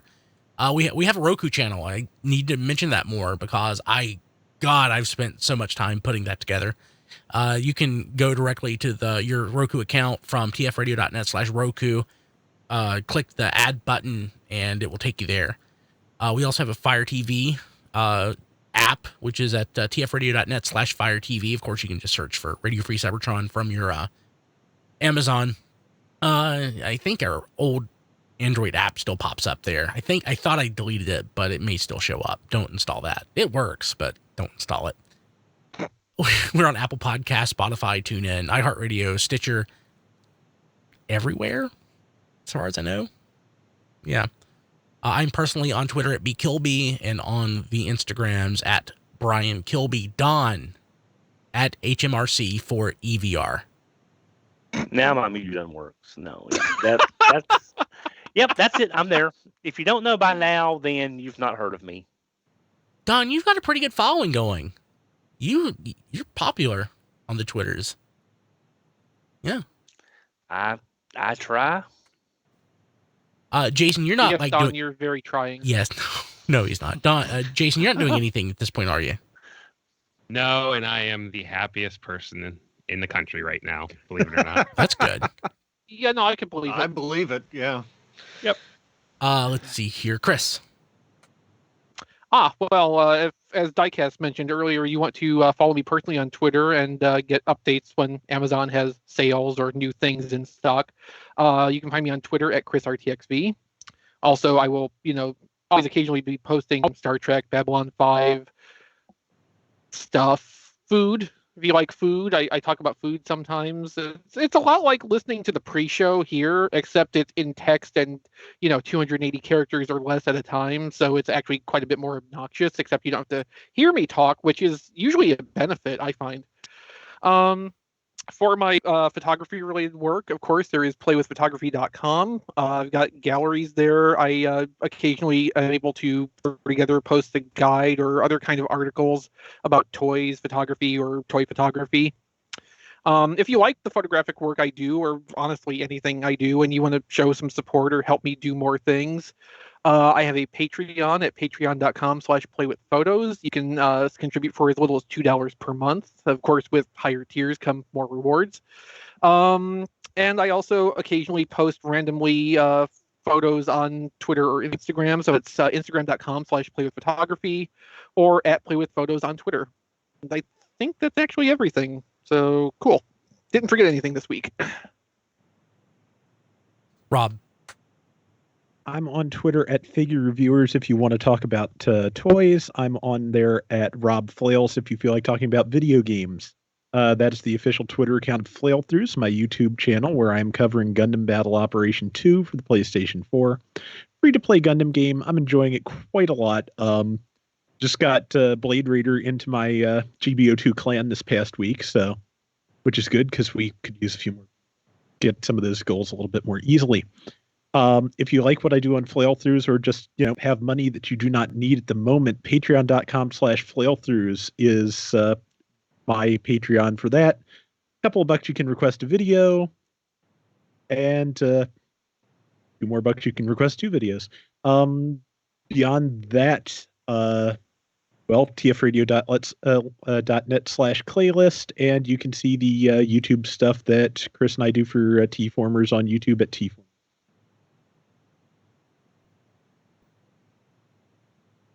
Is Rob there at the end? Did I lose him? Are we frozen again, or did Rob just fade out? I think He faded I guess you froze because I heard. No, you faded out. Sorry. Okay. Can you repeat that last sentence, Rob? Sure. The last sentence was tfradio.net/playlist, and Heck you yeah. can see the video work that Chris and I do for T-Formers at T-Formers TV on YouTube. Sweet. That's awesome. Okay, cool. So who else? Diecast. You can follow me on Twitter at Diecast2. You can like my Facebook page at Reviews by Diecast, and you can see my reviews at tfradio.net/reviews. And I start a new job next week, so maybe I'll actually be able to start doing some reviews again. Oh, congrats. Cool. Thanks. Woo! Sorry if I seem a bit distracted. I'm in the chat right now. A couple things. One, Sean, his last name is spelled Hamilton, but it's actually pronounced Meat Pac-Man. Oh, good to know. And Jacob, I Googled how to pronounce his name, but he's in the chat, and it is, let me make sure I have it correct. I definitely want to get this correct. It is Liutia. I'm probably going to, not get that right, but I think it's closer than what I had. So thank you again. You guys are awesome. Did I get everybody? Did I miss anybody that's here? John's at that John D everywhere. Rob Springer's at Robo Rob Springer. And zonebase.org. And zonebase.org. That's it. We'll see you next week. We can't use Discord. Bye. We would like to. It just Yes. won't work for literally half of us. Yeah.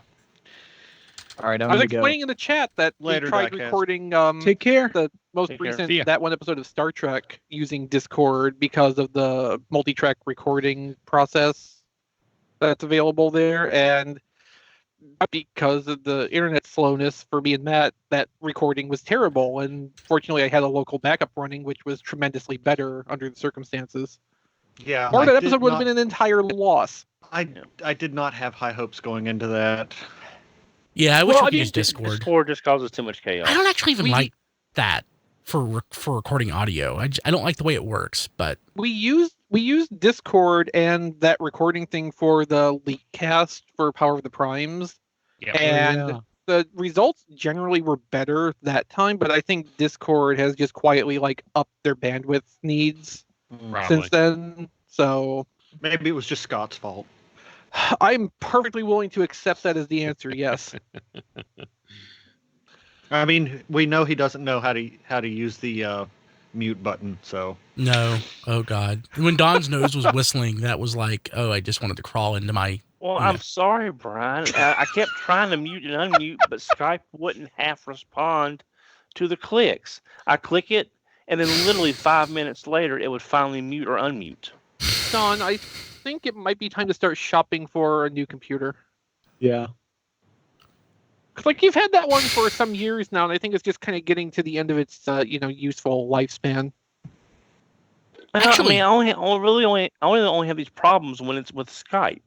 My other stuff works fine. Yeah, because Well, I Skype mean- is using a bunch of your processor and your computer can't handle it. So we talked before jokingly about using a Raspberry Pi, but a Pi 4, the 4 gig model. There's there's Windows for ARM. It's the Internet of Things version. So I wonder if that would actually work. Probably not. Nah, probably about the same as what he's dealing with now, or I don't know. Could be. I mean, Don, Eh. you could probably get a laptop for $300-400, which would be The perfectly problem fine is- for- The problem is, and this I recommended the PC that Don got because I wanted to get the best bang for his buck. That's what he did before. It's not a laptop, of course, but he got something that it yeah, was, and it was fine for a few years. well. It's just I just don't like laptops because I need an uncompressed keyboard. A compressed keyboard I Oh, cannot. well, fair enough. Yeah. Use it. I know you can attach a keyboard to a laptop, but then it would be so That's silly to farther do. back on the shelf. Yeah, it's silly. You It'd don't be- need to do that. What if we build on a computer? No, I'm not. I'm only half kidding. That would be I You're talking about- know, a lot of but fun. the concept still amuses me. I mean, a Ryzen thing is- 1600 AF for $85 would be a magnificent processor. He would never have problems with. So Yeah. see, the way I'm envisioning this is that somehow we would have to do this as a Patreon sponsored project, and the Yeah. patrons would get an exclusive video where you and Brian and Don are all in a room together, and you're building the computer while Don's there, and you're trying to like talk him through how this works. And Don has to be blindfolded. Well, no, I'm not even That suggesting would just make Don. it less confusing for him, and that would kind of ruin it. I'm not Good really point. suggesting Don actually try to like do major assembly steps on the computer, but he's gonna be there still Okay, I'm participating sorry, in the process. I am not a computer-minded person. This I know, stuff but, like, just never basically, clicked with it- me. It would be structured kind of like Brian and Jason try to teach you how a computer is built, just without expecting you to actually plug anything in. It could turn into the greatest YouTube video ever made. So we would be helping Don Really build could. his computer. no, you would be building it for him and explaining it as you go. Oh. Yeah, that's Yeah. called helping Don build his computer. Kind of like You'll be helping somebody helping move. Don by building his computer. I haven't built, Help me help you. I haven't built an AMD computer. I mean, not that there's really that much difference, but there's basically no difference. But I haven't built an AMD in 15 years. I did one 6 months ago. Yeah, I mean, I would like if I was building something, I would build a Ryzen, but I bought Intel 8700K. Oh yeah, bang for your buck right now. It's Ryzen or Yeah. nothing. There's no. Yeah, my new comparison Ryzen is right now. really nice. Yeah, I mean, Yeah. it's the way to go. Yeah, I have no idea what you're even talking about at this point. It's kinds of processors. You say Rise, and I think of the chewy candies that you get in the bag. Hey, I was making that leap too, even though I know what they're talking about. I was also debating whether the joke of Ryzen brand would be worth putting together. No, John, you are 100% right. His computer would be nothing but RGB. It would have all the lights. Well, now a G2 computer case would be kind of like lots of neons. Oh my God, John is right. We need to get Don a Twitch channel. What would I play? My Atari Flashback? Oh no, people watch me play Atari Flashback or something? We will buy you. I want to see you just dominate Apex Legends. I want to see how that goes. Not on his internet. No. Damn it, HMRC for life just killed me again. Oh, Nest Chalk, he said Don could totally handle building it if it was a slate board and a box of chalk, as if it was like the 1890s. I bet you Don could put an abacus together. Guys, I know I'm old. Duh. No, I mean, it would have to be an abacus kit where all the parts are pre-cut and everything, because, like, it's just when I was growing up, all we had in the schools was Apple IIe's. Don, my brother is 60. He's older than you are, and he didn't have a computer until he was 35, and he is infinitely more proficient with a computer than you are. Yeah, but I've tried to learn some of the stuff. It just confuses me. I need to take an actual computer class. No, you don't. That won't help. That's BS. Those don't help. Things. Like you take a computer class if you wanted to learn how to use like Excel. Like taking a computer class to learn how to be like.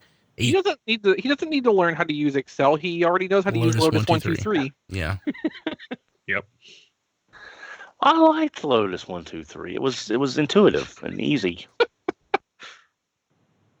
Everybody liked Lotus 123 until like computers stopped using it. Yeah. Yeah. So I mean, I know I'm probably going to do computers soon. It's just I don't use a tenth of what this computer will do now.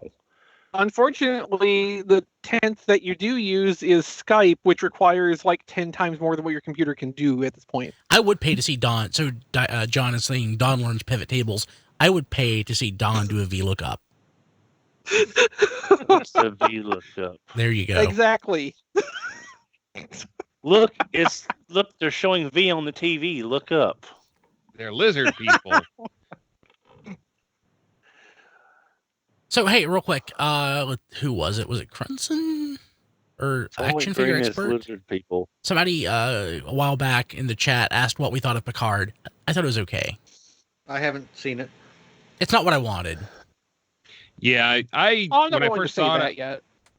When I first saw it, I was a little higher on it. Then I thought about it and went, "Oh, they did that to the Federation. That's not the Federation. Like, no, I don't want to spoil it. The Federation did. Yeah. New Now, Star granted, Trek they're has only kind doing of it because lost what it means to be Star Trek is very has always been political. But this... in a positive way, not like they're doing it now.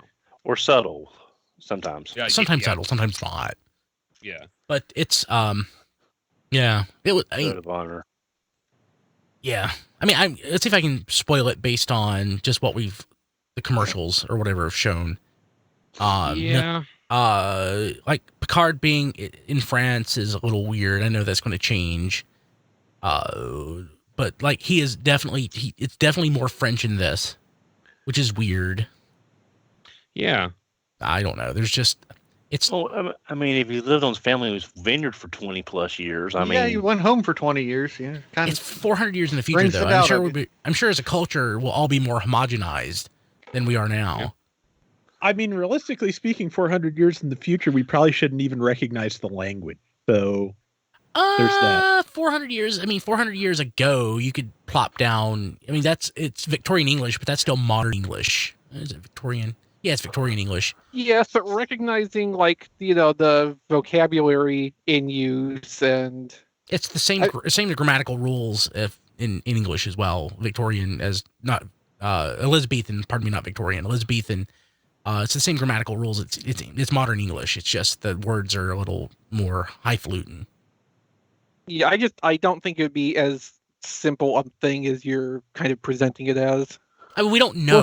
400 years ago was almost exactly when Shakespeare died, and there's yes, modern. That's there, modern English. That's the English we speak today. It's just that the vocabulary is a little different. There's jokes that do not land in that now because the pronunciations of vowels have changed in the last 400 years. This is what I'm getting at. That's like but like like between Chaucer's time and Shakespeare's time, they had the vowel shift, and the vowel shift happened then.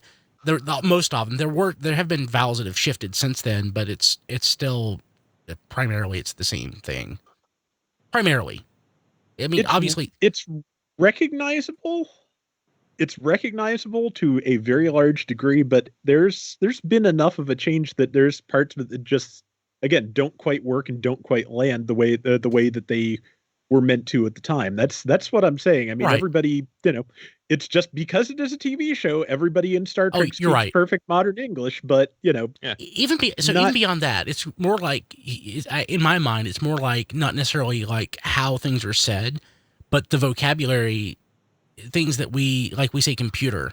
If you said that to somebody 50 years ago or 70 years ago, it'd be like, hello, toaster oven, let's go to the hickory bowl and we'll go and, play some skiddle-daddle-doo. It's like you're going to be using words that get thrown in your mouth that just don't resonate with somebody who, came from, the past. Mm-hmm. I guess a counter argument is just that, like, the advancement of culture has slowed down tremendously in the last 50 years. So if we assume that trend continues into the future, probably in, 300-400 years, everything's going to be just the same. Yeah. There's some truth to that, though. Like, it's not the same thing exactly. It's not the same as biological change, but I've heard of theories that think that human evolution, anyway, would slow as, again, things become more homogenized because there are fewer pressures to change. If everybody speaks English, there are fewer linguistic pressures changing the way, or forces changing the way that languages evolve. So I think it actually might slow down quite a bit. I think it would mostly probably be like words that change more than Has there been any research as to whether basically the advent of recording is kind of codified language? Because I suspect that's kind of a possibility. Good question. I think that things have changed in the last 100 years. But it's not like with French, where, French, there's actually an academy that's in place, or that forces French to be French and to not change. Mm-hmm. Yeah. Well, how very French of them. Yes. Yes. Oui. So yeah, French. That's just something I think about sometimes, because various local regional accents they do go away over time. Famously, the Liverpool accent that the Beatles had has gone away because the air is cleaner there now, and people can actually speak through their noses. Wow. Damn. Let's see, I'm reading back through the chat. Crimson, maybe they'll preserve the differences for cultural reasons. Who knows what they can do with technology in the future? Actually, with honestly, I think we're hand-waving a lot of this stuff. We could hand-wave a lot of this stuff away because it's universal translators. And you have to assume that, the audience also effectively has a universal translator, so they can watch what's on screen and hear it in a way that makes sense. It's a little fourth wall breaky, but I think that's kind of like the implication. I'm not quite sure how relevant it is, but I noticed that I was watching a clip of Deep Space Nine, and it struck me, and I did not realize this before, when Martok and Garon are talking to Cisco, they're speaking English, obviously, because of the universal translator. But when it switches, it's the first battle for Deep Space Nine, or one of the battles for Deep Space Nine, and then when it switches to them on the Klingon ship, it's all Klingon. There's no subtitles. It's all Klingon, and I didn't realize. Yeah, it would be, because there's no communications to the station for the Universal Translator. So that was actually a brilliant little piece of continuity that I never picked up on before. And at that point in production, they were still actually using the developed Klingon dictionary so that the Klingon dialogue meant something. Yeah. It's translatable. Yeah. So it's like, that's really neat that they kept it untranslated because there's no reason for it to be translated in that context, which I didn't realize until I saw that clip a few weeks ago, and it was like, that's really neat.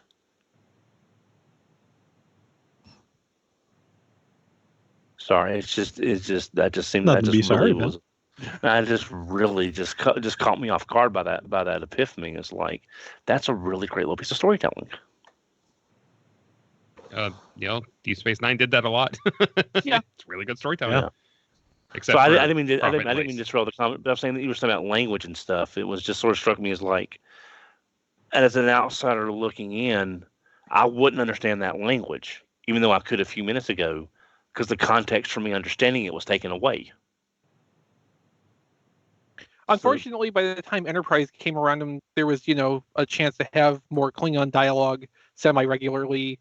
Nobody in production was bothering to check anything with the established Klingon language that had been developed, and they were just kind of making sounds up as they went along. That's a shame. Yeah, so most of the Klingon dialogue that's in Deep Space Nine can be translated back. It doesn't usually add very much to the scene because obviously they don't want to have stuff that the general audience isn't going to be able to follow that is important for understanding what's going on, but it's a nice extra for the people who are just that nerdy. But the people who wrote Enterprise didn't bother because they are Pataks. Yeah. And apologies, but I got to go do some stuff, so I will catch all right, of you guys Rob. next week. Bye, Rob. Hi, Rob. See you later. Care. Take care. See ya. Yeah, I mean, Discovery, when it started for me, was a pretty slow burn too. It took a few episodes for me to really get into it. So I don't feel super down on Picard at this point, but I'm certainly willing to give it a while to hit its stride and catch me more strongly. Yeah, I'll watch it at some point. It's just haven't gotten around to it yet. Don't have CBS All Access. Not getting CBS All Access, so that doesn't seem to be a barrier to entry for most people. I'll just do like I do with Discovery. It'll come out on video eventually, and then I can watch it as many times as I want. So Blade Runner is asking if Discovery uses real Klingon. I think Discovery redeveloped their own Klingon language, or vastly expanded on what was there before. Because he's right, Discovery's Klingon language does not sound like the prior Klingon language. That's probably because of the horrible teeth they have to wear and can barely speak through. Yeah, that's certainly possible. I did not care for the Klingon redesign in Star Trek Discovery. I wonder how you'll feel about the Romulans in Picard. Hard to tell. Yeah, it certainly is.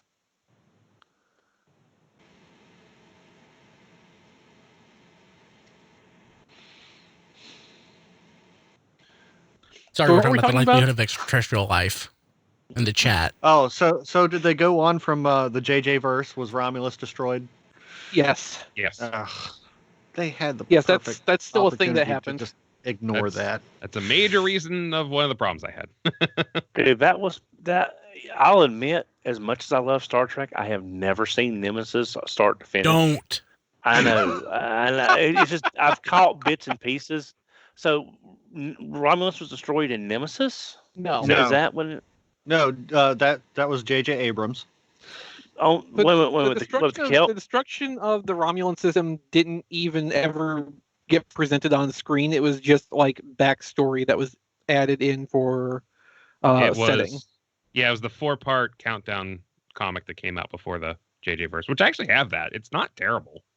Okay, so Worf gets impaled. That's when old Spock got thrown back into the past to create the Kelvin timeline. Okay, all right. So Picard is picking up pre-Kelvin reboot, as if the Kelvin reboot was a separate reality altogether. Not pre, it's after because of Romulus exploding, Okay. but the Kelvin is an alternate timeline because that's what causes the timeline. Romulus is destroyed and Spock disappears, but the timeline keeps going. Okay. Spock is in a different timeline now. Spock was probably on Romulus because of unification, trying to work behind the scenes for reunification. Well, that had passed. He was just trying to stop it with the red matter, trying to stop the giant black hole. Everything wouldn't really happen. Everything's default of the red matter. Yeah, true. What's wrong, Massey? What's wrong? Are you hungry? You are a good boy. Yes, you are. You want some scritches? Huh? You want some scritches? There we go. Don't you bite me. Don't you bite me. Here we go. No, that was play biting. Sure. That's what he wants you to think. It's just practice. Uh-huh. Well, no, I had to move his perch that he jumps on to get to the window to get all my stuff unwired because all my cables were really messed up to install that adapter. And I just haven't put it back yet because it's got all my stuff off my table on it. And it's like he can't get in his window now. So he's like kind of mad. But now, is anyone looking for anything? Because my Target has not restocked anything lately, so they're due to get something in soon. Is anyone looking for anything? A reason to keep collecting. Yeah, I'm certainly not. I don't think you'll find that at Target. Especially the empty shelves. Yeah. I mean, that Clobber's the first, other than the Cyberverse Deluxes, that's the first thing I've seen since well before Christmas.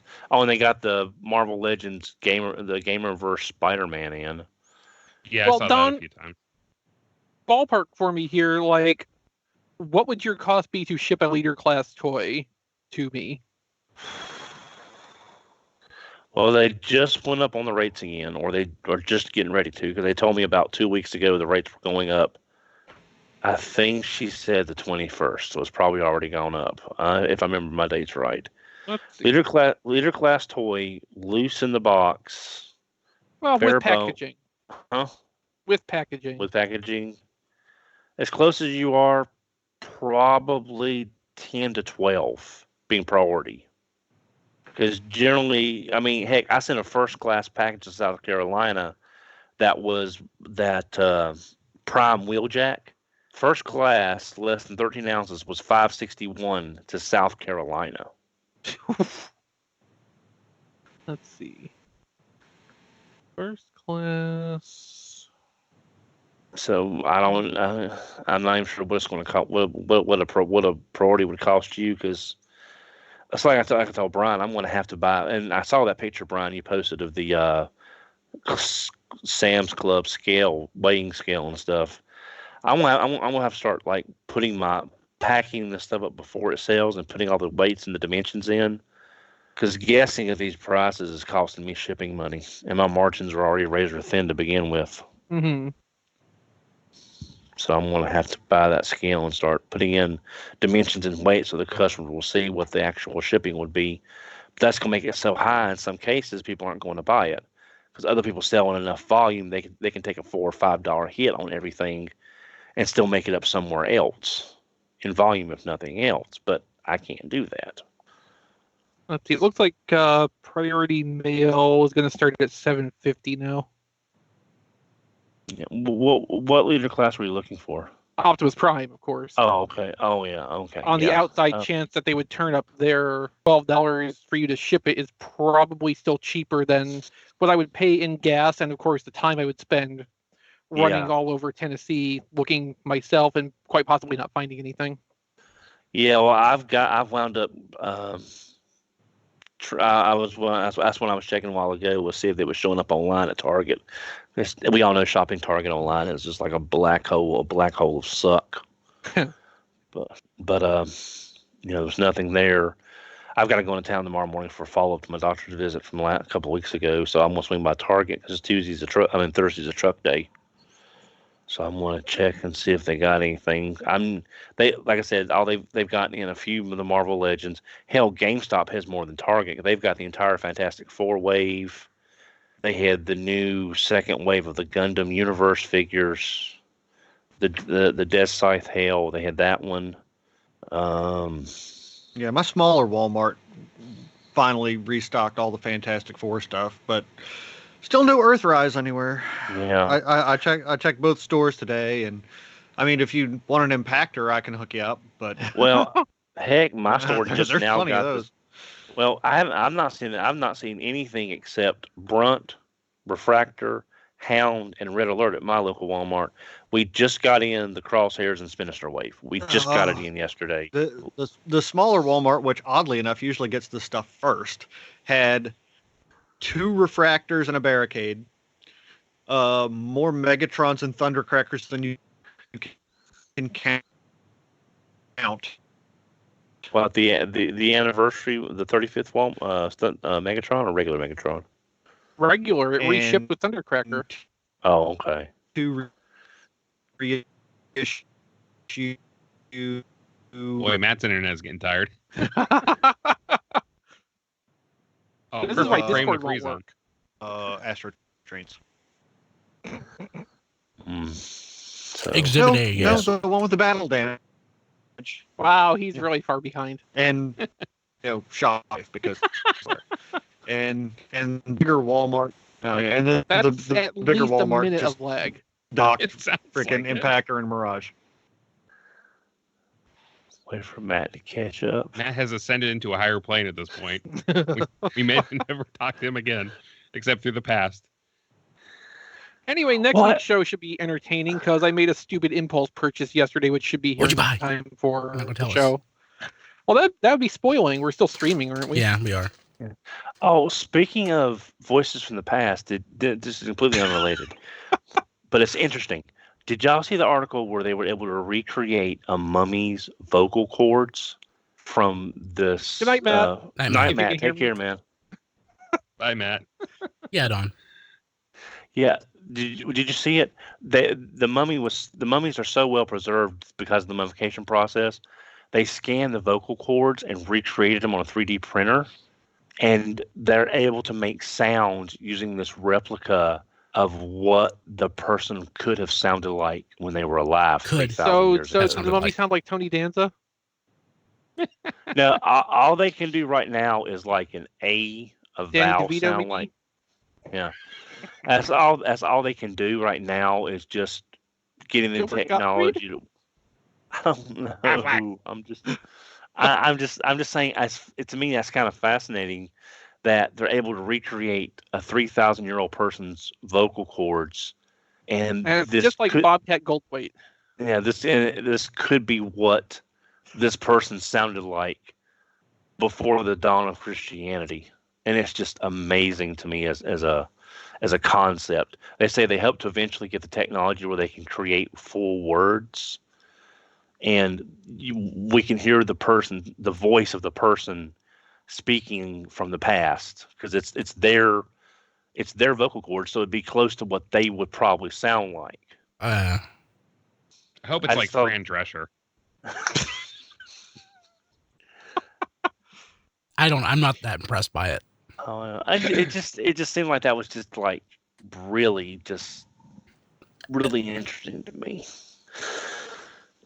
I mean, if they could like recreate phonemes, that would be one thing. But all it is they can tell you like what the pitch would be doing like a certain thing, which you can control. Yeah. It doesn't account for things like accent, Right. Well, like I mean, a lot of body mass, like your chest cavity. yeah. I mean, I'll be honest. I mean, it's if I knew I could have the intellect to do it, 'cause I knew I would not have the ability to remember all the stuff.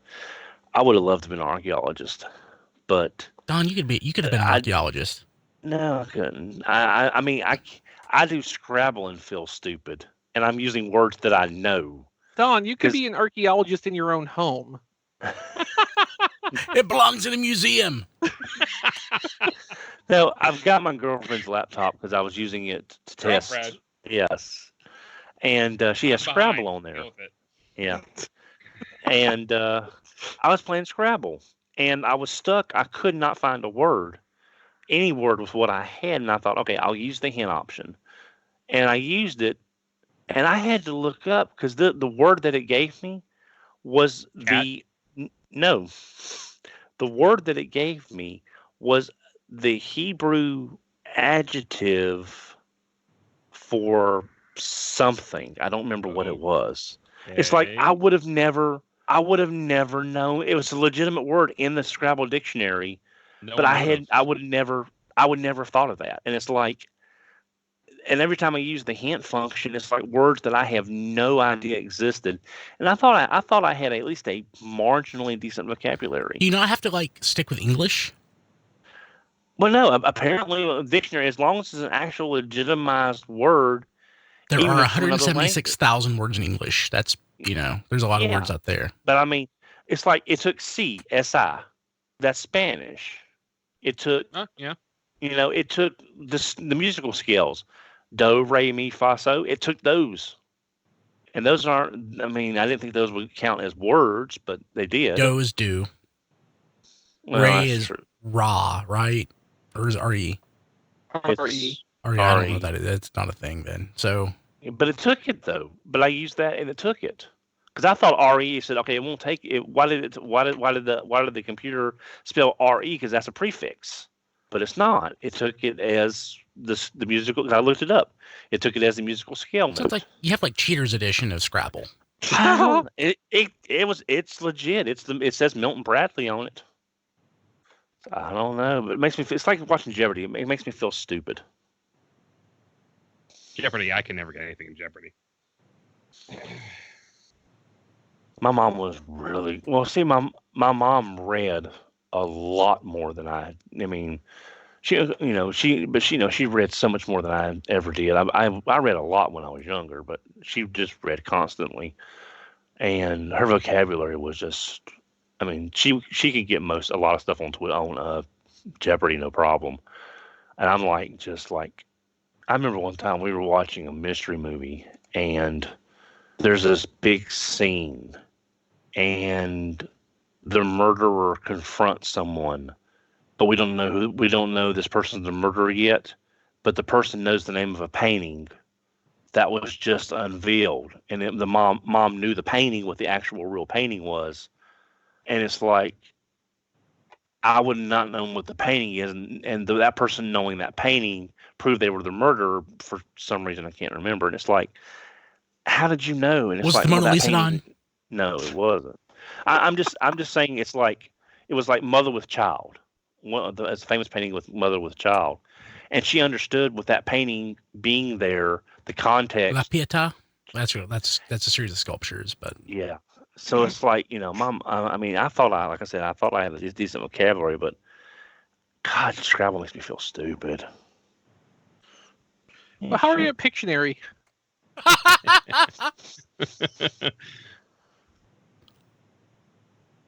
I'm good at petting masses. Yes, I am. Want some petting?